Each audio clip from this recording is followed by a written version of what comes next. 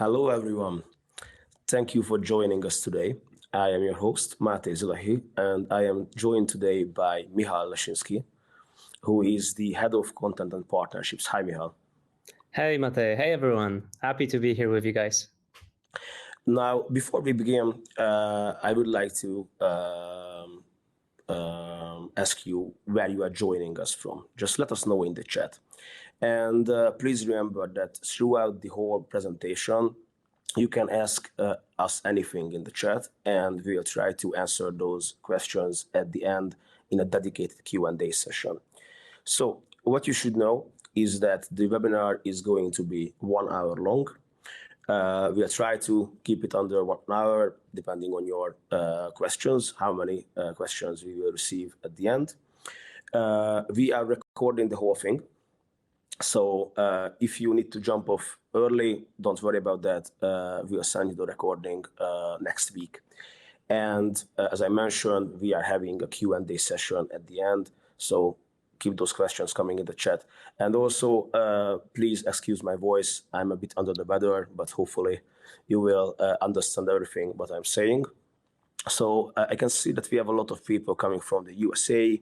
We have folks from Croatia. We have people from India.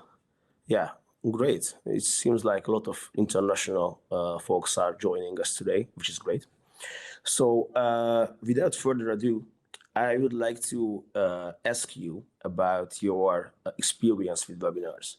So we have prepared a short survey for you, and I would like to ask you to answer these two questions. So the first question is, have you ever hosted a webinar? And if so, was it a live webinar or an on-demand webinar, or both? So please let us know what your experience is. Folks, share your experiences. We're super excited to be here with you, learn more about your experience with webinars as well. By the way, I see folks from all over the place, from Las Vegas, from New York, Tanzania. I'm joining you today from Gdansk, from Poland, and Mate is joining us from Hungary, close to Budapest. So we've got really international audience here. Really happy about the turnout. So let's see. What's your experience with webinars? How is the weather in Gdansk, by the way? Because in Hungary today is abysmal. We have rain and dark clouds and not nice weather. Yeah, it was raining a bit, but I'm not gonna lie. It's quite warm. We can feel the spring already, even though like 2 days ago it was still snowing. So definitely happy about it. What's the weather over there, folks? A lot of folks are writing that they have beautiful, sunny, perfect weather. Yeah, I envy you, Juan. But I think it's time for me to end the voting now and see those results. So it seems like someone's asking about transcriptions. Yeah. Let's test it. We've not used it before, so let's test it live. It seems like it has been turned on, but I don't. Oh, okay, that's new. Okay, so first time for everything, I guess. We haven't used the transcription feature so far, but hopefully this will be useful for everyone involved. So what you are seeing here is that most people who are joining us today have never used a webinar before, or never hosted a webinar before. But we have a few more experienced folks as well. And most people who have hosted a webinar done so live. I'm really interested to hear what your experience was. So if you can let us know in the comments in like 1 or 2 sentences how your webinar, how did it go, or what your overall experience was with webinars, that will be super helpful for us. But in the meantime, let's jump right into it. So we have prepared a full presentation for you, and we have a lot to talk about. So Michal, why don't you tell us about why we are doing webinars in GetResponse? Why are we betting on webinars over and over again? Sure, absolutely. And thanks, Mate. So folks, let me just tell you a bit. So we're going to start with some theory, but then we're going to jump to the tool as well. So you'll be able to see what webinars look like from the inside, the making of webinars. But why do we invest in webinars? Why should you invest in webinars? Let me first address the elephant in the room. That is, webinars and online events aren't exactly the same thing as offline events. I actually attended an offline conference here in Gdańsk today. So I was attending a 3-day event, and it's a different experience for sure. When you're running online webinars, online summits, online events, there's always a risk of technical issues. Even today we're testing a new feature, the transcription. We're brave, we're testing it, but something could go wrong. Naturally, the same thing can happen with an offline event, but usually you have the folks that manage the venue that can help you out in case something goes wrong. But there's a big risk there. Also, it's pretty hard to hold audience's attention. My experience, especially when running webinars or watching online events, or trying to talk to especially younger folks that like to have loads of notifications, pop-ups appearing on their phones. It's hard to capture their attention for a longer period of time. There are many things going on. You can always check your email, do all the sorts of things you can't do offline, or it's harder to because you're in a crowd. And one more thing is that online events aren't so great for networking. People are doing loads of things, developing apps, trying to get people to communicate with each other during online summits. But to be honest, my experience with that isn't the greatest. Today when I was at the conference, I was able to chat to one of the presenters that was there because they were enjoying a dinner after a presentation. I was queuing up for coffee. I was able to chat with someone there. You meet people from the same industry, so it's much easier to talk rather than to do it online. So my bottom line, or like my answer about this whole concept, is that they cannot replicate 100% offline events. That isn't to say that they should replicate offline events. In my opinion, webinars have so many benefits other than what offline events offer. So for example, in my opinion, they're great for lead generation. We do them regularly across the whole entire GetResponse team in multiple markets, multiple languages throughout the whole year. And they're different than ebooks. They're different than downloadable materials. There's a time element to it. So when we know that we're running a webinar on the 28th of March, we have to prepare assets ahead of time. We have to run a PPC campaign, emails, etc. There's a time element to it. And there's no slacking. When you have a downloadable asset, sometimes things don't go hand in hand because someone will not send an email or you will forget to post on social media. It's easy to lose that momentum because there's no time element to it. They are also great for your personal branding. We have folks that have been doing webinars with us and running or creating videos on YouTube for many years, and people recognize them. So if these people will go to offline events or they will talk to customers, they will be recognized. I get that quite a bit as well when I do consultations with our customers. They often say, "Oh, I've seen you before," or "I've attended your previous webinar." So they're good for your personal branding. That's something you can definitely bring to your other business, or it will help you build your current business even more, because you can reach many people at the same time, which is obviously possible if you have a big budget to conduct an offline event, but it's not for everyone. They're also very convenient. It's much easier to set up a webinar, which we're going to help you create in a few moments. They're much easier to set up than offline events. You don't have to work with so many people. And the video consumption trend is still on the rise. People enjoy watching videos. It hurts me, but they prefer to watch videos to read written content. Not everyone, of course, but this is the trend that we're going for, or that we have to chase. TikTok, YouTube, Shorts, everything is now going to be more going toward videos. Then the next thing is that they can help you create a sense of community. I did say that they're not great for networking, but you will recognize people, especially if you run webinars around the same topic with the same audience, that there will be a sense of community. People will be helping each other out. answering each other's questions. We actually get that quite a bit in our Q&A events, that we see the same people attending our events. And when someone's asking a question, others can jump in and help out and answer the question. So they can help you create a sense of community, especially if you do it inside of the same group. So you always talk about the same topic within this with the same audience, but let's say you change the trend or change slightly the subject of a meeting. And they can help you create a real dialogue. That's actually my favorite part about webinars, is that even though like we do prepare presentations, we have always this Q&A session. We always have the chat turned on so that you can ask us questions right away. We can reach out to you, we can respond to you, and you can comment on the things that you're seeing, whether you're happy with it, whether you have questions. So whenever we're launching a new feature or we're discussing an existing feature, we get feedback right away. We're actually at the moment trying to reach some of our customers for interviews. And trust me, scheduling an interview or having someone to fill out a survey takes so much time and effort. In a webinar, you can do it right away. We had 60 or more people actually answer a question for us in a survey today already in this webinar. So you can see there are benefits to it.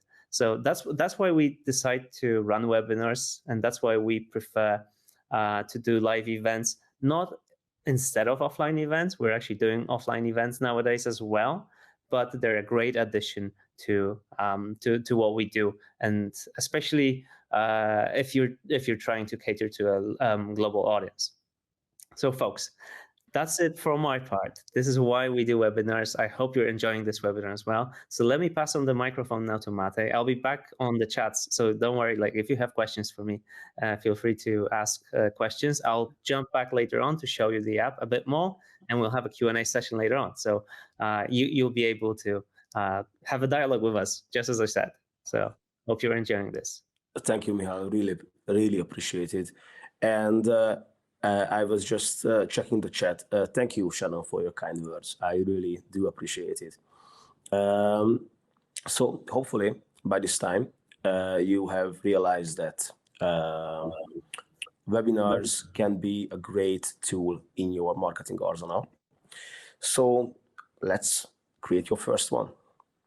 Now, the first phase of, sorry, I think I am hearing myself back.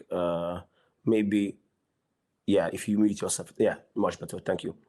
So the first phase of webinar hosting is obviously the planning phase. Before you start planning your first webinar, you need to ask yourself 3 questions. You need to know what is the primary goal of the webinar. Do you want to educate your existing audience? Do you want to use it as a lead generation tool or as a lead magnet to attract new cold audiences? Do you want to maybe showcase your products or showcase your services? So first, you need to understand why you are doing this webinar and what you want to achieve. This will be beneficial later on when you are planning the actual content.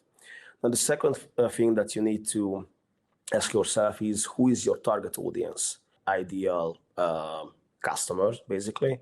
Then you will have a better chance of creating content that caters to them. And this is this doesn't only apply to webinars. This also applies to any kind of marketing activities. The better you understand your audience, the better content you can create for them. And the third question that you have to answer yourself is, do you want to do this alone, or do you want to invite others on your webinar? Here at GetResponse, we regularly invite guest speakers from different companies, thought leaders. So a lot of folks from the digital marketing industry. And the reason we do this is that first, we can leverage their expertise. We can also leverage their audience. So we can actually promote the webinar to our own audience, and they can promote it to their audience, and basically doubling the amount of leads coming in.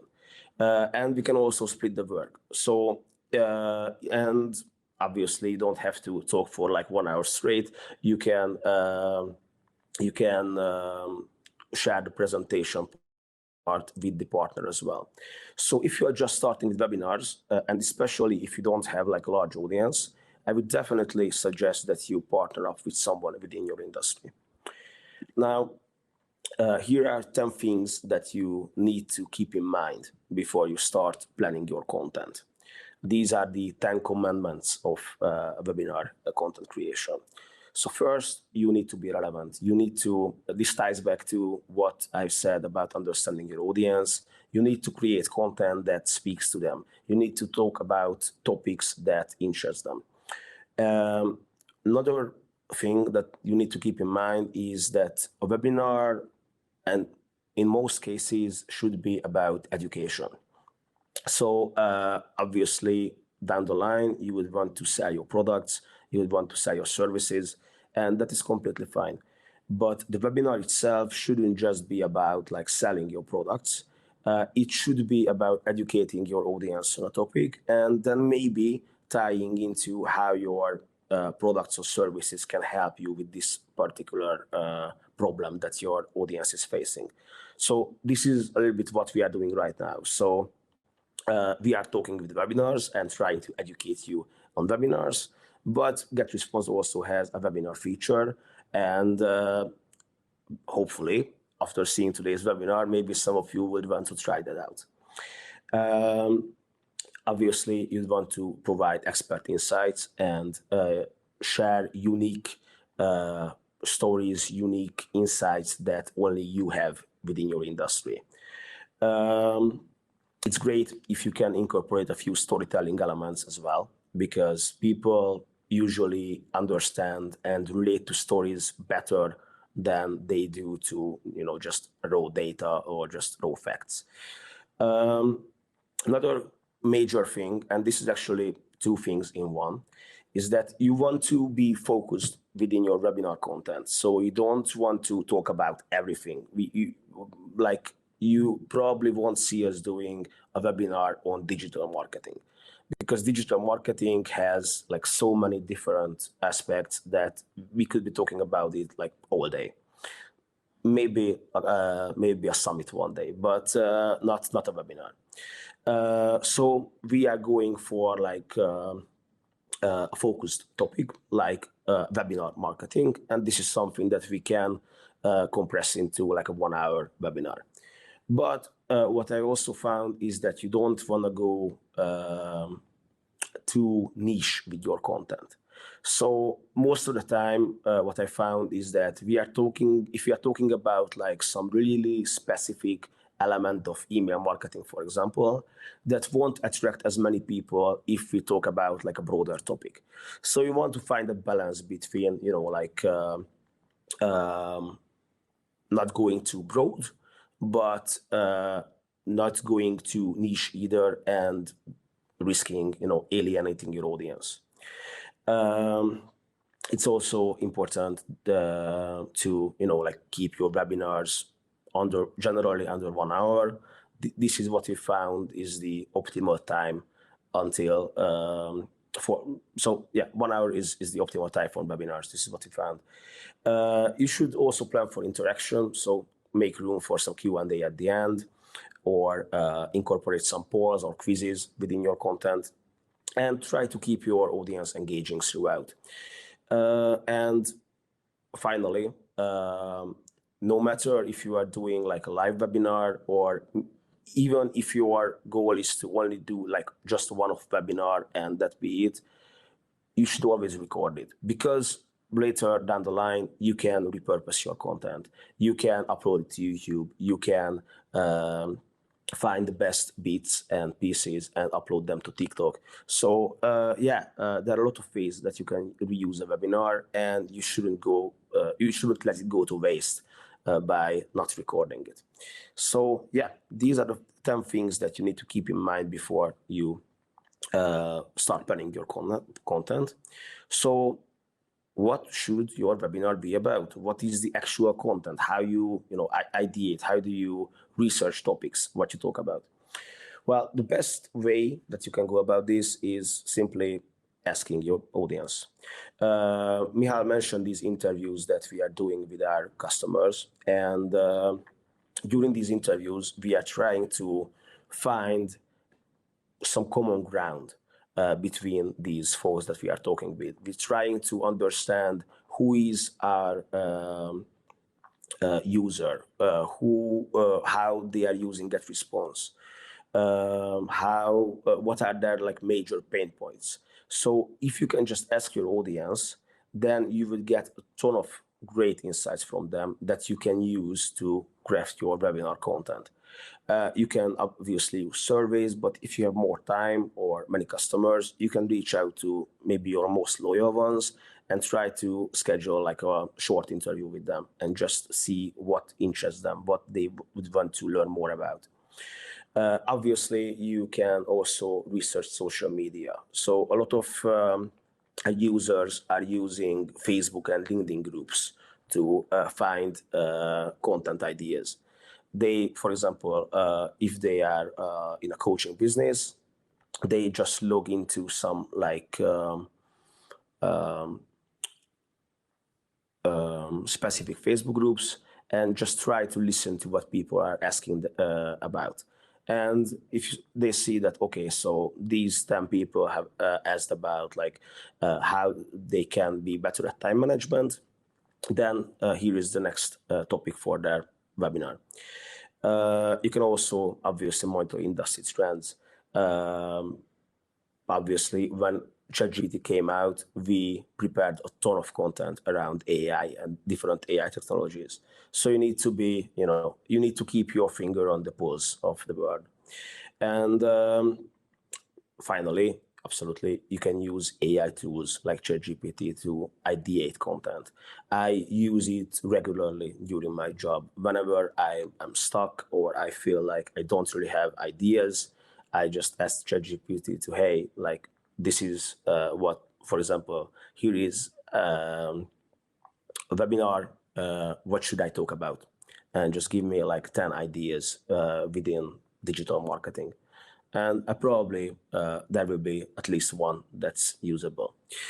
Now, another thing that you need to keep in mind is your webinar format. Do you want to do a live webinar or an on-demand webinar?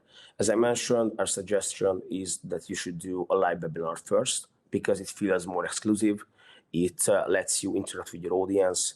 It lets you gather feedback, but then you record it and then you can later reuse it for an on-demand webinar if you want.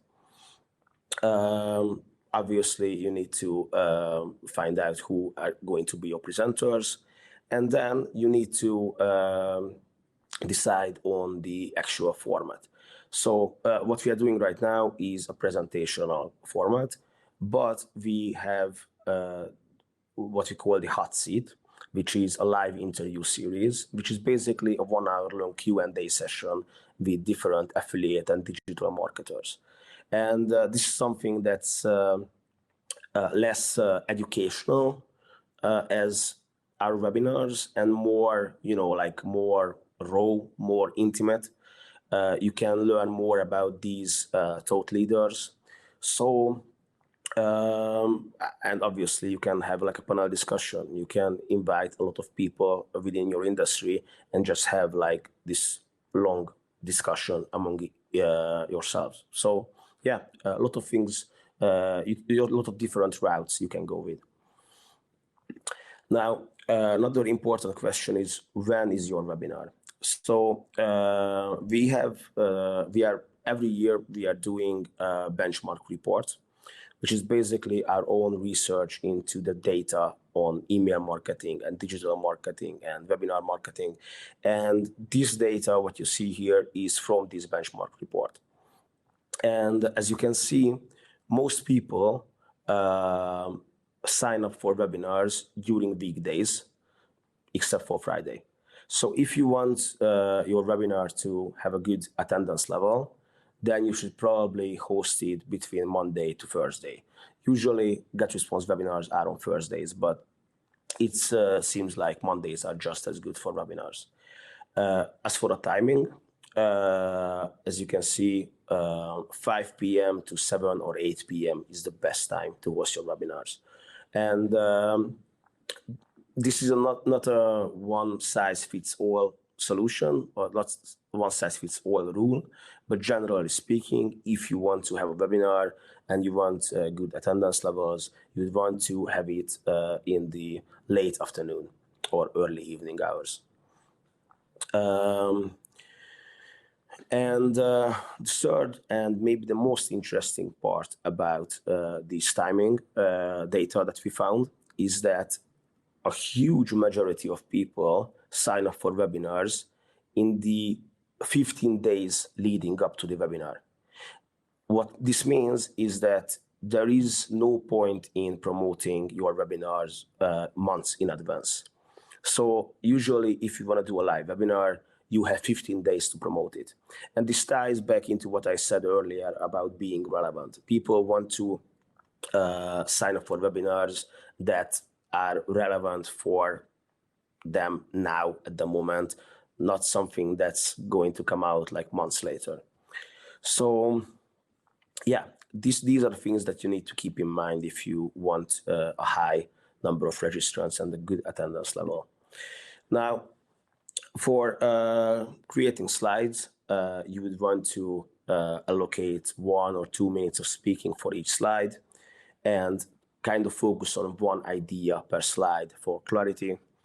Obviously, you want to incorporate some visuals, so it's not just a huge block of text, but there is some images to draw attention. You'd want to use bullet points, obviously, and high contrast for readability. It's important to use your own brand colors when preparing the slides, because this will reinforce branding in your webinar attendees. So as you can see, we are using the GetResponse font and we are using GetResponse colors throughout all of these slides. And try to avoid generic stock photos. Try to illustrate your points with either something funny or something that's relevant to what you are saying, but not those generic stock photos where people are like shaking each other's hands. You can use diagrams or infographics, and generally try to strive for uncluttered layouts. And it's important to remember that a lot of people will watch your webinar on their mobile phone. So try to create your slides with this in mind, that a lot of people will be watching it in a small screen. By the way, let us know in the chat if you are watching this from your mobile. I'm really curious. So by the time you are finished with this, you will have your webinar content ready. So now it's time to start promoting it. Now, the first part of your promotional activities, and this is not just for webinars, this is for any kind of lead magnet. If you have, wrote an ebook, if you have some kind of downloadable checklist or anything, you would want to create a dedicated landing page. And a landing page is fundamentally different from a website, because a website is, in a website, there are a lot of different things. You have your, if you are an e-commerce store, you have your store, you have your About Us page, you have your services, you have your products, you have a contact form. So there are a lot of different paths that a user can take on your website. But a landing page has only one purpose. So a landing page is basically a website with a singular purpose of eliciting one action from the user. So many of you signed up to this webinar through our landing page. We didn't just put it out on the GetResponse website because we have our blog, we have case studies, we have so many things on the website that our webinar would just get lost.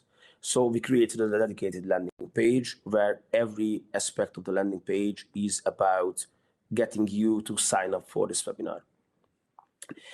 So I don't want to go into too much detail because I'm already short on time, but Obviously, when you're creating this landing page, you would want to create a clear and compelling headline. You want to have multiple strong calls to actions, which urges people to sign up for your webinar.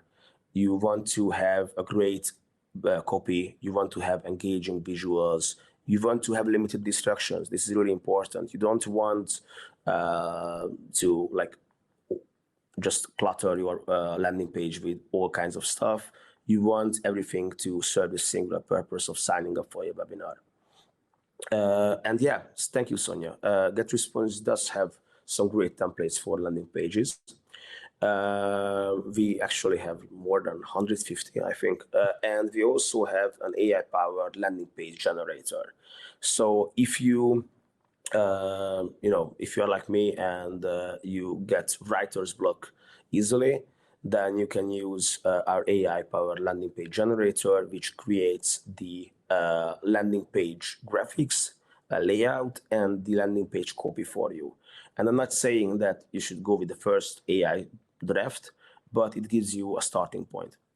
So you have your landing page now, you set up your webinar. Now, how do you promote it? Obviously, if you have your own website, which already gets some traffic, you would want to put some pop-ups on your website. And I know that pop-ups get a bad reputation. A lot of people hate pop-ups. I admit I'm not a fan either, but pop-ups still do work really well. So this is the pop-up that we have used on the GetResponse website in the days leading up to this webinar. And I actually screenshotted the stats that we received.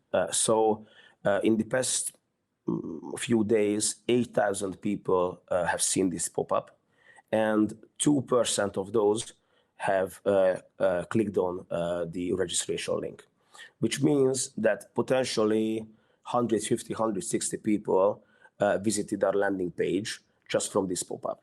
And it took us like 3 minutes to set it up. So if you have your own website, which already gets some traffic, definitely promote your webinar with pop-ups. Now, another great thing that you can use is obviously email marketing.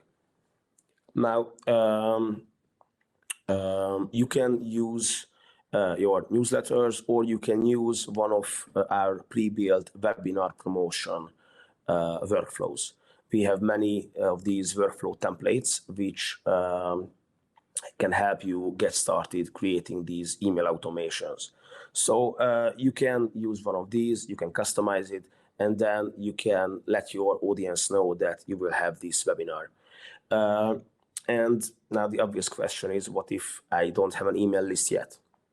Well, there's still a chance to promote your webinar in email, because there are a few marketplaces where you can find newsletters that you can promote. So, for example, and we have actually used some of these in the past. So, Swapstack, Paved, Sponsor Gap, Passion Fruit, Hecto. These are marketplaces where newsletter creators register, and they basically let you sponsor their newsletters for a flat fee. And in exchange, they would write about your product or service, or in this case, your webinar. So yeah, you can basically buy a sponsor slot in a newsletter. Now, and you can also promote your webinar on social media. I don't think I have to talk a lot about this. You can share it on all of your channels. You can ask friends and family to share it. And obviously, if you are working with someone else and doing a co-hosted webinar, then you would definitely ask them as well to share it with their own audience. You can also join relevant Facebook groups and LinkedIn groups. There are some groups that allow these kinds of promotions as long as it's free. So you can, for example, if you are, again, if you are a life coach, then you can join some relevant Facebook groups as the admins. If you can post about your upcoming webinar, and if they allow it, you will just write a short post about, hey, I will have this great time management workshop or time management webinar coming up, you can sign up here. And you can also reach out to a few influencers and ask them to share your webinar. Some of them would do it for free.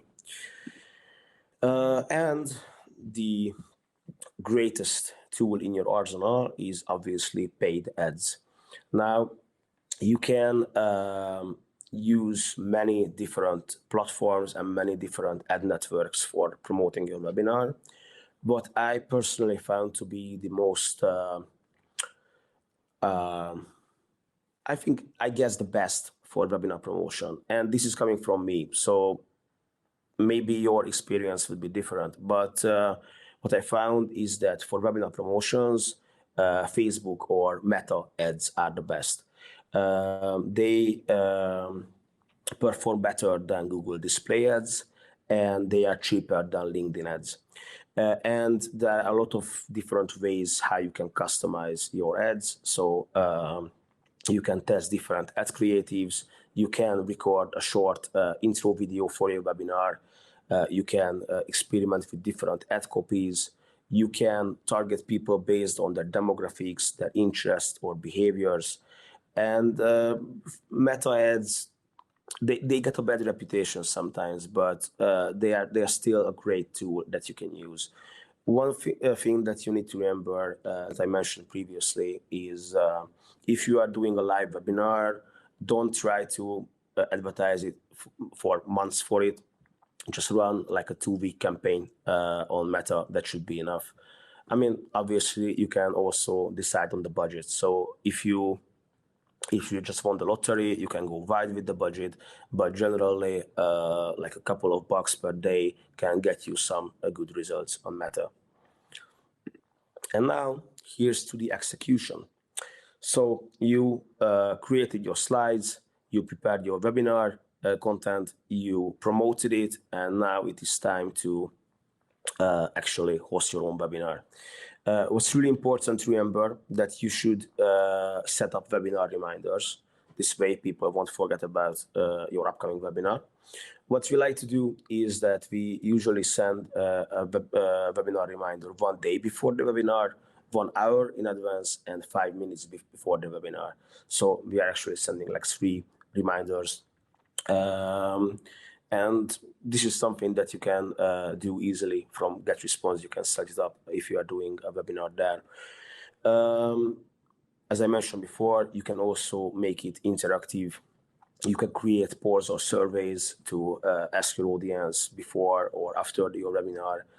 You can have a chat feature. You can enable chat and just like make it into this kind of 2-way communication, not just you talking. You can ask for feedback during the presentation, and as we mentioned, you definitely should do a Q&A at the end to allow your audience to ask their own questions.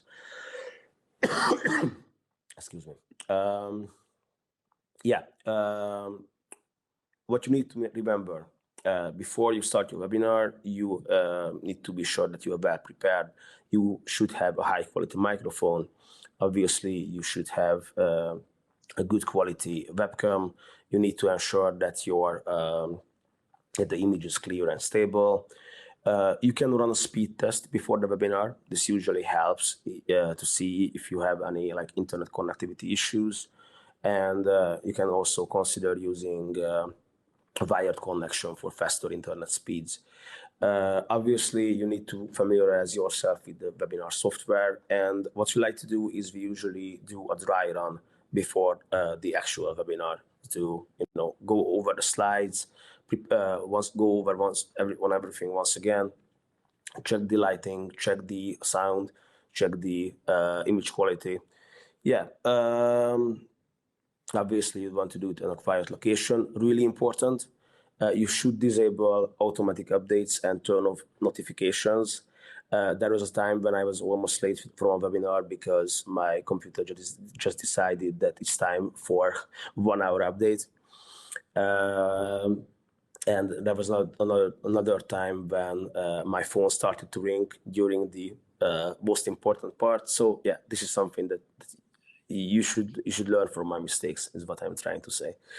You need to log into your webinar platform a couple of minutes early. We usually like to do it like 30 minutes in advance, and this will ensure us that we can make sure that everything is set up correctly. Now, another important thing is you should integrate your offers. Oh, there we are. Thank you, Michal. So you should integrate your offers into the webinar. So as I mentioned, you don't want to be super salesy. You don't want to just sell, but you want to let the audience know how your products or services can make their lives easier. And so one way of doing this is by mentioning it during the webinar, but you can also use like CTAs, like what Michal just did. As you can see on the top banner, we have this huge yellow CTA, get the checklist, grab our webinar setup checklist. So obviously you can write anything here. If you are using GetResponse, you can even like offer a special discount, for example, for the webinar attendees, make it even more exclusive. And maybe next time, even more people will sign up because they see that the webinar attendees got this sweet discount. So maybe it's another incentive that you can offer. Yeah, really important. Once you are done with the webinar, you shouldn't just let them hanging. So what we like to do is we usually send the recording as soon as possible. This is something that you should do as well, because a lot of people will sign up and forget about it, or they have some other commitments and they can't join live. And some people just want to rewatch the whole thing because they found it so insightful. So you should definitely send them the recording. You should ask for some feedback. You can also send some complimentary materials to them, and you can just generally start the nurturing process. You try to slowly nurture your audience into becoming your customers. Maybe a couple of emails later, you would offer something like a free consultation, for example, or maybe a discount, or maybe try to push them towards sale. So, and this is a gradual process, but what I'm trying to say is that you should definitely keep in touch with your audience after the webinar. And you can absolutely use an email automation flow for that. So I mentioned these pre-built workflows that GetResponse has. We have workflows for follow-up emails as well, what you can use to set up these after webinar follow-ups. And obviously, as I mentioned before, you should definitely repurpose your content. So you spent a ton of work creating this webinar, you created the slides, you prepared the content. It shouldn't just be a one-off thing. You should record it, you should upload it to YouTube, you should find the best bits and upload those to TikTok or Instagram. You should create a social media post about it. You should write blog post about it. You can even like rewrite the whole thing into an ebook. So there are many different ways how you can, we have a saying in Hungarian. I don't know if you have it in English, but it's basically skinning a fox multiple times. And this is what you should do with your webinar. You should try to use it as many times as you can. And that concludes my presentation part. I hope you liked it. I hope you found some value in it. And now it's back to Michal to show us how to put it together, how to do it in action. Thanks, Martin. This is great. Folks, be sure to grab the checklist I've added at the top in the CTA. This is going to help you prepare for your own webinars. If you're going to be hosting them inside GetResponse or without GetResponse, this is going to be helpful. Trust me, we've made the mistakes in the past as well, so this is going to help you. Let me turn on the screen sharing just so I'll be able to share with you the other account I'll be in. so that you can see what the webinar setup looks like. And as for mistakes, I think two biggest mistakes we had. One is that the internet went down in the whole business office center where we were. So have a hotspot for that for sure. And I think that was probably that's the biggest mistake we've had in the past. So be sure to do that and check whether you have space for recordings, because that sometimes is a tricky thing to have. All right, I'm gonna assume they can see my screen because I'm using one screen today.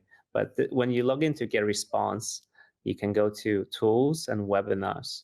This is where you can create your webinars, and you can manage your past webinars as well. So what I'm going to do is click Create a Webinar.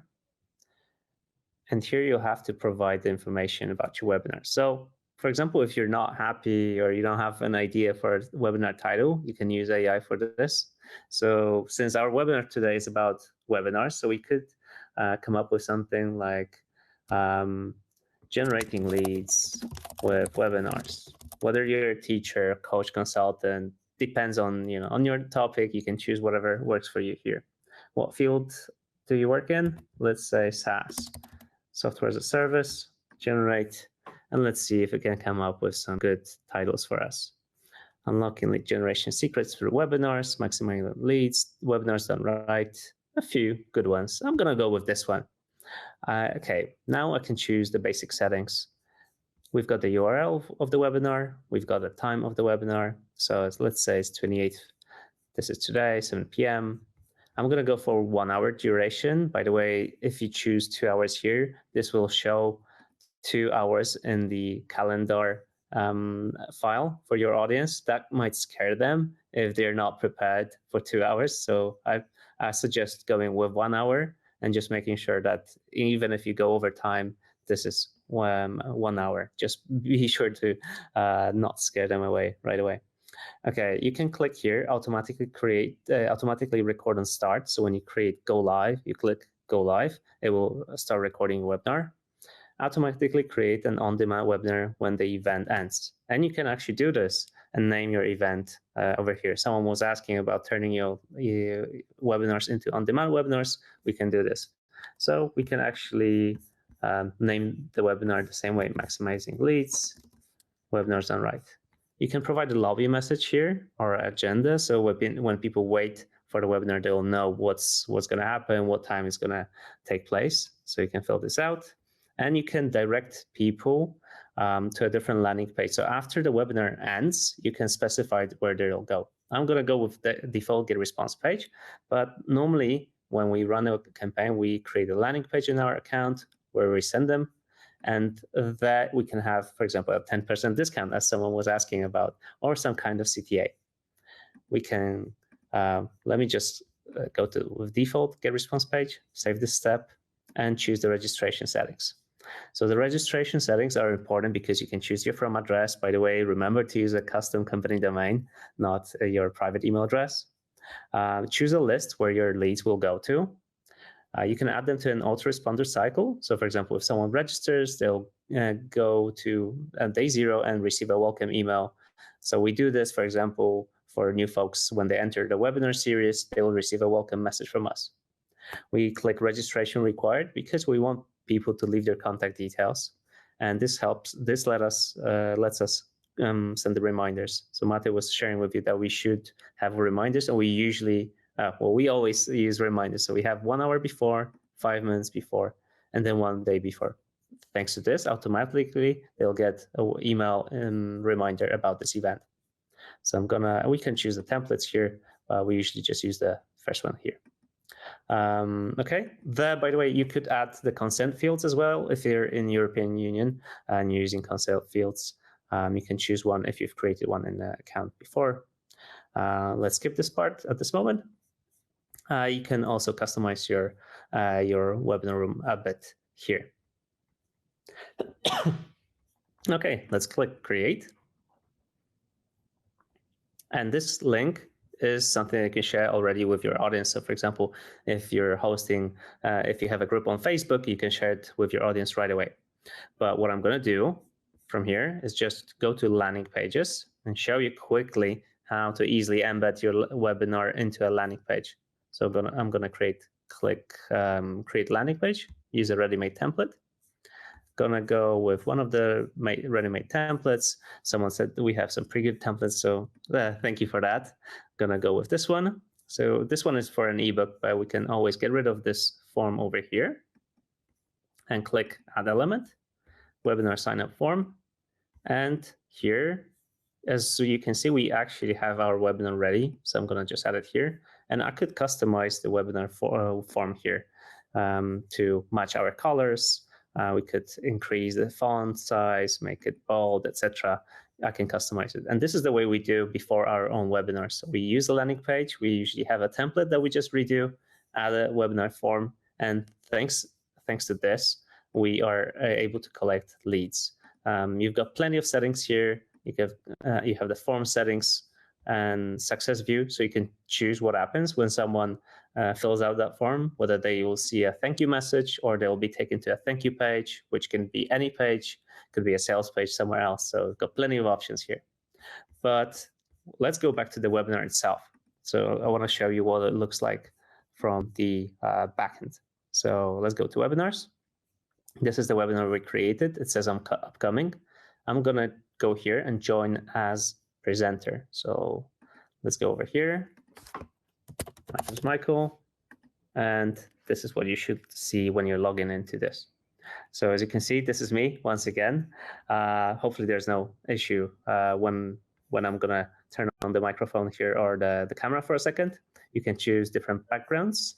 You can blur yourself a bit, blur yourself with those backgrounds as well. I'm going to go with the background, no background, because I've got a pretty decent background over here. Going to prepare the event.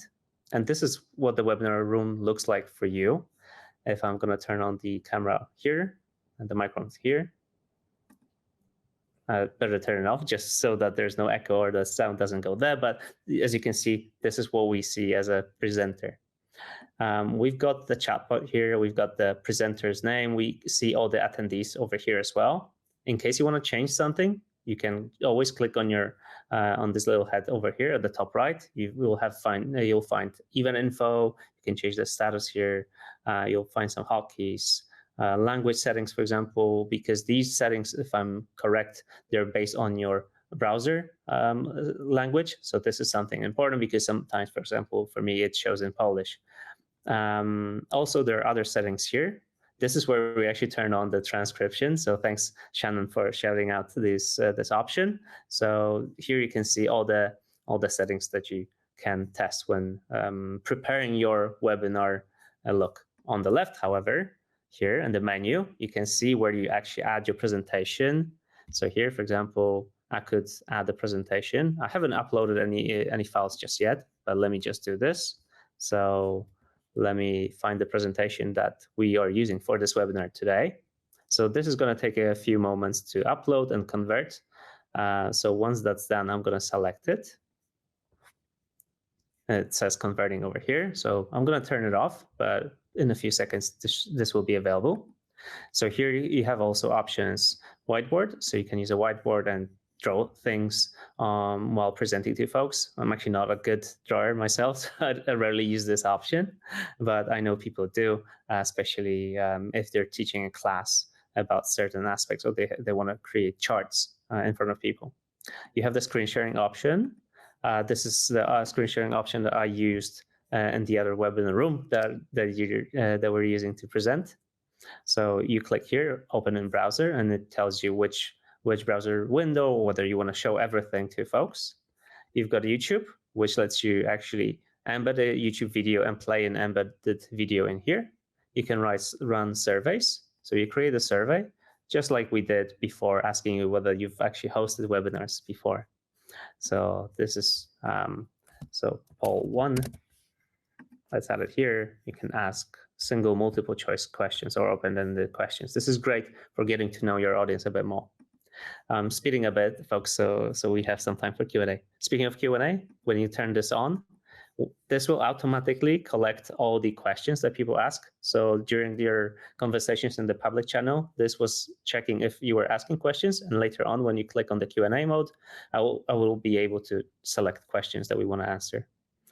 And this is the CTA place that we used for the webinar setup checklist. So you just provide a title, grab our checklist.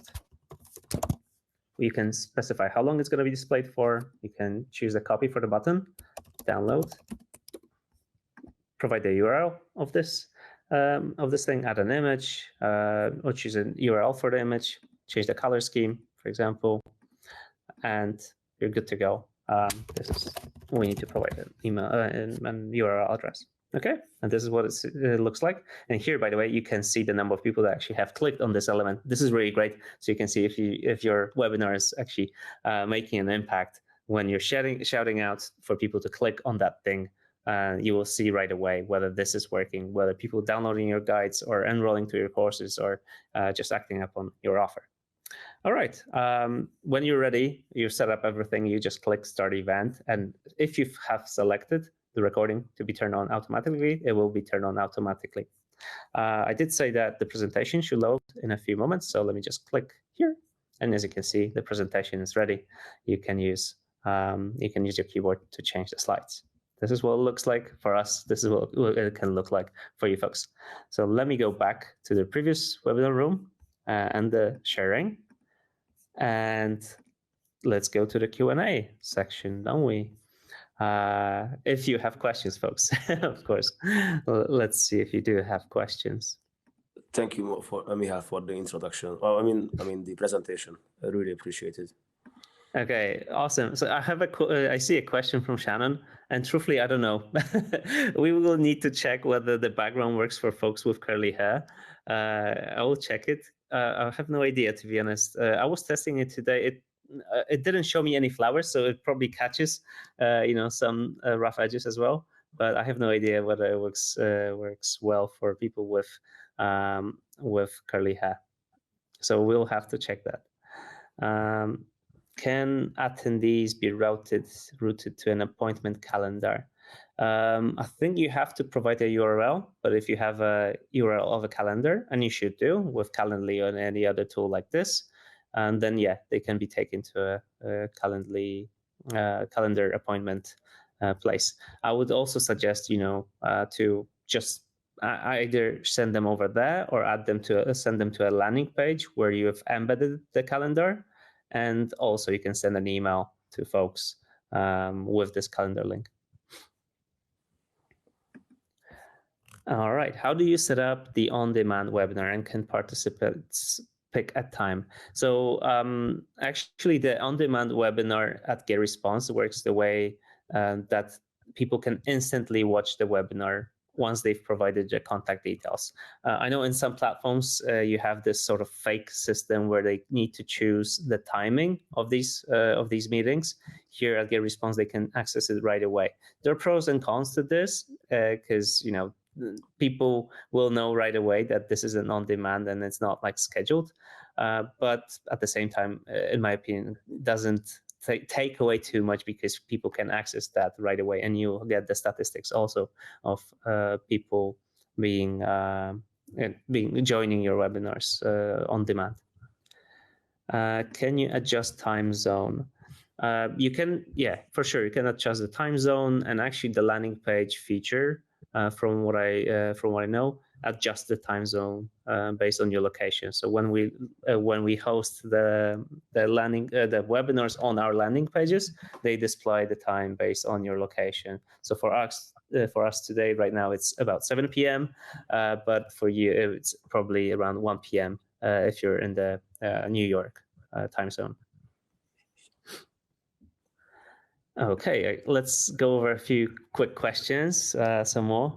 Can it share your screen? Say my presentation is in Canva, for example. Sure, yeah, you can share the screen. It could be a presentation, PDF file. It could be any file, really, an Excel spreadsheet as well, or a Canva thing. So you get to choose what you're sharing. If I'm not mistaken, you can only share either the full screen or part of the screen, or browser, not an app specifically. But by the way, Canva presentations can be exported out in different formats, and you can also import those here. So you don't have to use like PowerPoint for the presentation slides. Yeah, that's great. That's true.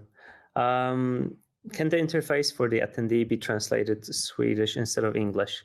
If I'm not mistaken, they will see the layout, the interface in their browser language. So they should be able to see it in the proper language. And if not, they should have settings in the webinar room. But to be honest, I'm not 100% sure, so I cannot guarantee this, unfortunately. What's the optimal attention span of a person between 30 and 45 years old? That's a tricky one. I would say generally for webinars, it's between 35 and 45 minutes. So similar to the age categories that you provided. But we tend to go for with webinars that are a bit longer so that we do have time for this Q&A session. But I think this is the same for any presentation. 45 minutes is generally like the golden rule, that you shouldn't have a presentation that's much longer than this because people need a break. That's why the school system works like this in many countries. That's why most presentations at events are longer than this as well.